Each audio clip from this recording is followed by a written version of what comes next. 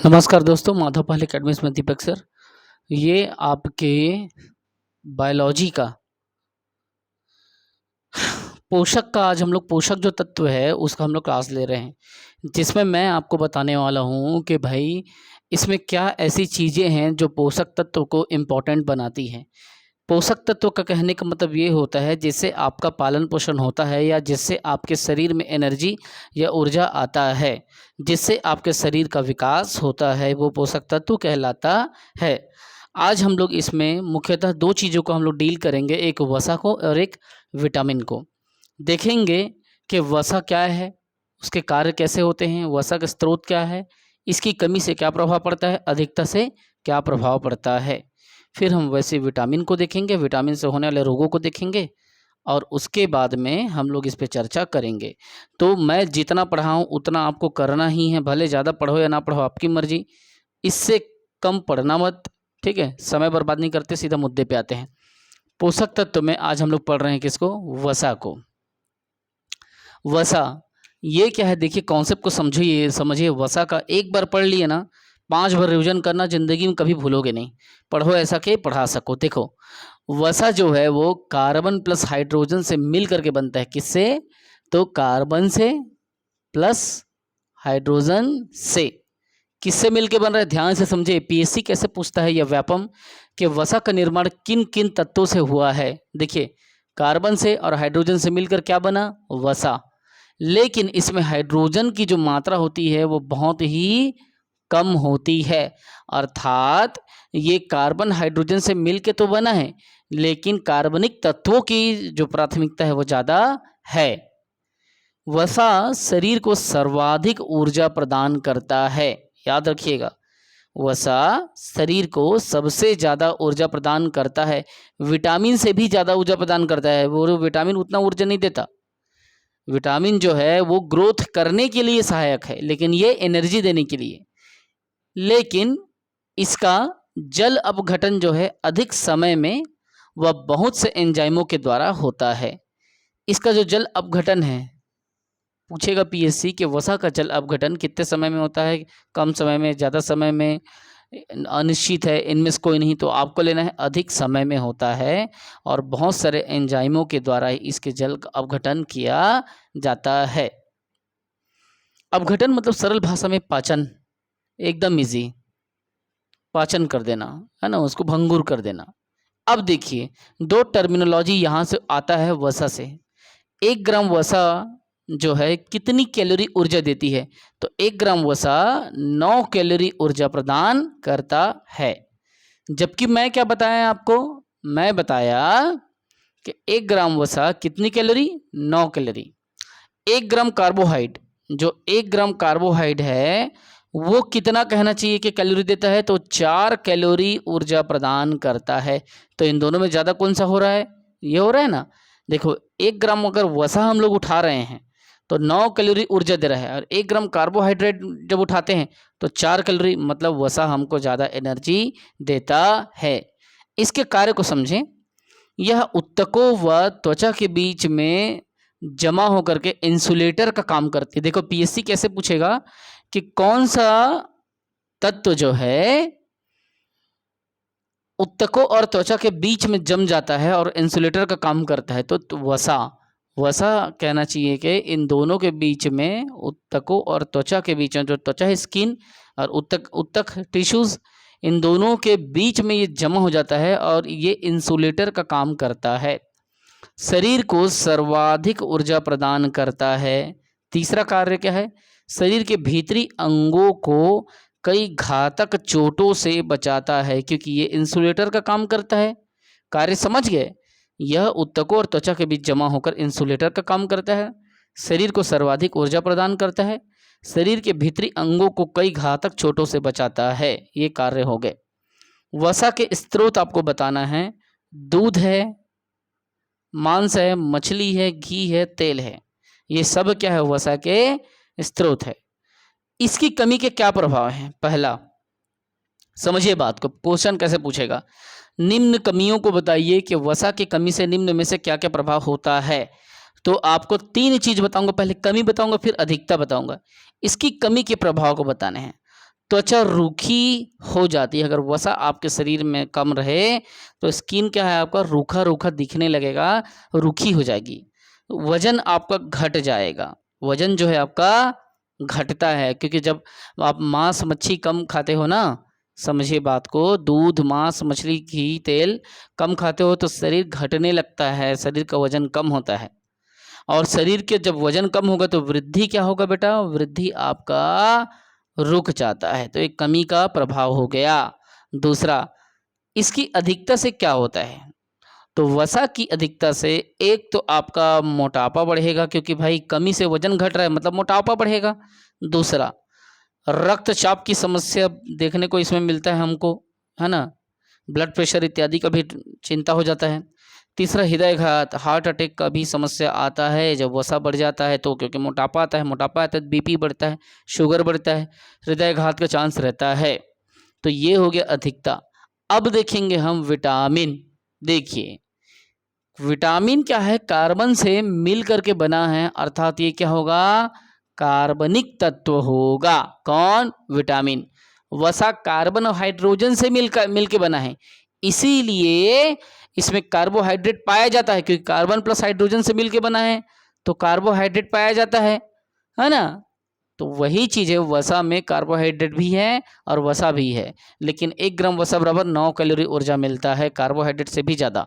अब समझो, विटामिन जो है कार्बनिक तत्व है, क्योंकि कार्बन से मिलके बना है, शरीर के विकास हेतु आवश्यक है। अब आपको पूछा जाएगा विटामिन की जरूरत क्यों पड़ती है, तो लिख देगा उसमें शरीर के विकास हेतु, नेत्र की दृष्टि हेतु, या ऐसा ऐसा लंबा चौड़ा लिख देगा, ठीक है। जब विटामिन को आपका क्लेरिफाई नहीं करेगा विटामिन ए है कि बी है कि सी है, तब तक आप क्या करना, विकास को लेना, क्योंकि बहुत सारे विटामिन से ही हमारे शरीर का विकास होता है। कभी हमारे आंखों की रोशनी बढ़ती है, किसी विटामिन से हमारे शरीर में कहना चाहिए कि सूखा रोग हटता है, तो किसी विटामिन से त्वचा खराब नहीं होता, किसी में बेरी बेरी रोग नहीं होता, वो सब पढ़ेंगे। जब ये सारे रोग नहीं होंगे तो शरीर का क्या होगा, विकास होगा ना बेटा।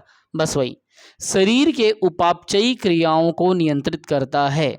जो विटामिन होता है शरीर का जो उपापचयी क्रिया है उसको नियंत्रित करता है, इससे ऊर्जा प्रदान नहीं होता जैसे वसा में ऊर्जा प्रदान होता है, बल्कि इससे शरीर का विकास होता है, या इससे कहना चाहिए कि बॉडी में डेवलपमेंट देखने को मिलता है। ऊर्जा मिलना, सडन एनर्जी मिल जाना अलग चीज़ है, लेकिन शरीर को धीरे धीरे धीरे ग्रो करना, शरीर को इंटीग्रेटेड अप्रोच में ग्रो करना अलग चीज़ है। विटामिन की कमी से रोग होते हैं, तो वो जो रोग है वो अपूर्णता रोग कहलाता है, क्योंकि वो रोग क्या है, पूरी तरीके से रोग नहीं होता, उसकी कमी को फुलफिल किया जा सकता है, इसीलिए विटामिन की कमी से होने वाले रोग को अपूर्ण रोग कहते हैं। विटामिन जो है, देखिए यहाँ पे एक इम्पॉर्टेंट बात ये आती है बेटा, विटामिन जो है घुलनशीलता के आधार पर कितने प्रकार से बटा हुआ है, तो विटामिन घुलनशीलता के आधार पर 2 प्रकार से बटा हुआ है। एक है वसा में घुलने वाला विटामिन और एक है जल में घुलने वाला विटामिन। वसा में जो घुलता है उसको एडेक बोलते हैं। एडेक मतलब vitamin A, vitamin D, vitamin E, vitamin के। एडेक मैंने आपको याद कराने के लिए कहा है।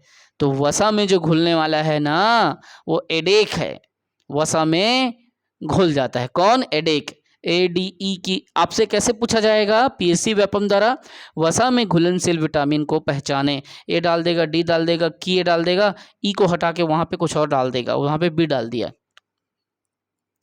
तो वसा में घुलनशील एडीई के, एडेक। एडेक जो है वसा में घुलनशील है।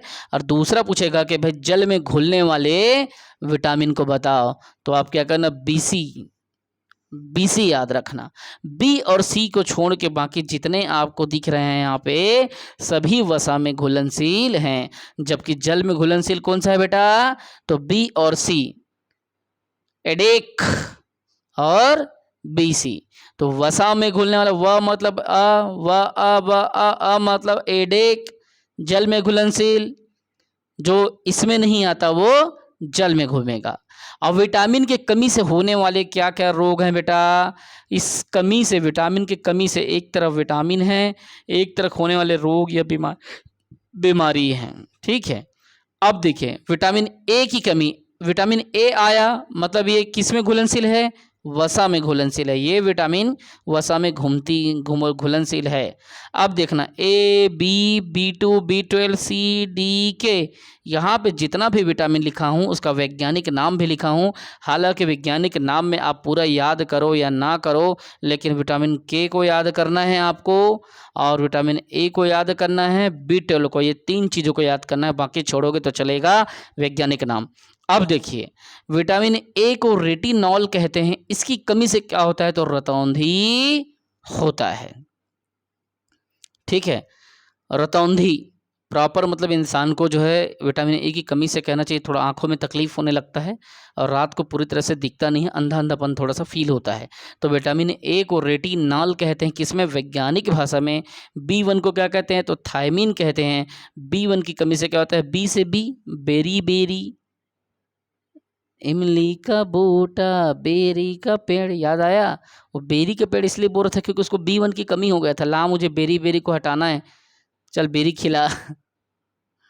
तो B1 की कमी से, थायमीन की कमी से, देखो B1 का नाम क्या है? थायमीन।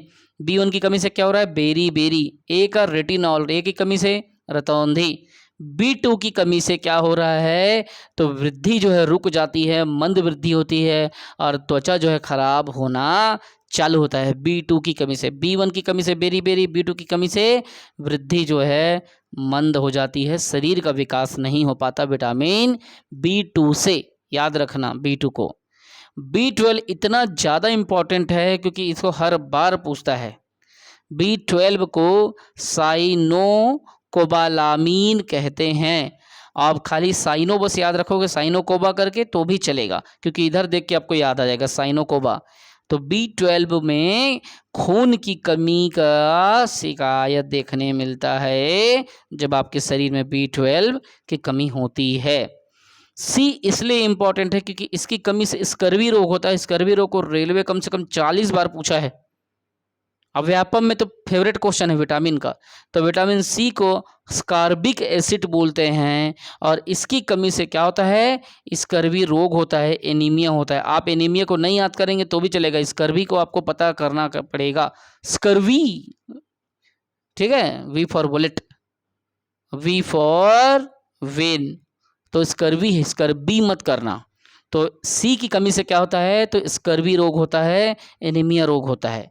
और डी की कमी से सूखा रोग हो जाता है। विटामिन डी हमको किससे मिलता है? सूर्य से मिलता है, सन से।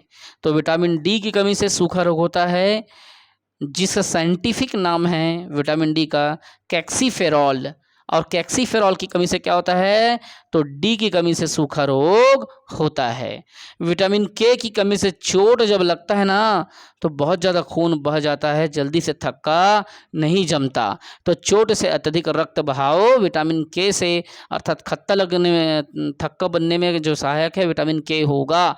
तो चोट से अत्यधिक रक्त बहाव का रोग लग जाता है विटामिन के की कमी से। इसको बोलते हैं फाइलोक्विनोन।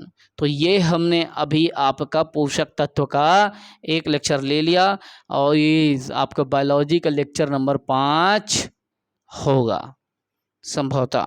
ठीक है, चेक करना आप लोग पुराने सीरीज को, आगे हम लोग इसको डिटेल करेंगे। जो पढ़ा रहा हूँ उतना आप इतना रिवीजन कर दो कि आपसे कुछ भी चीज़ छूटे ना। भले आप ज़्यादा ना पढ़ो तो चलेगा, लेकिन जो मैं पढ़ा रहा हूँ उसको छोड़ने की ज़रूरत नहीं है। जय हिंद।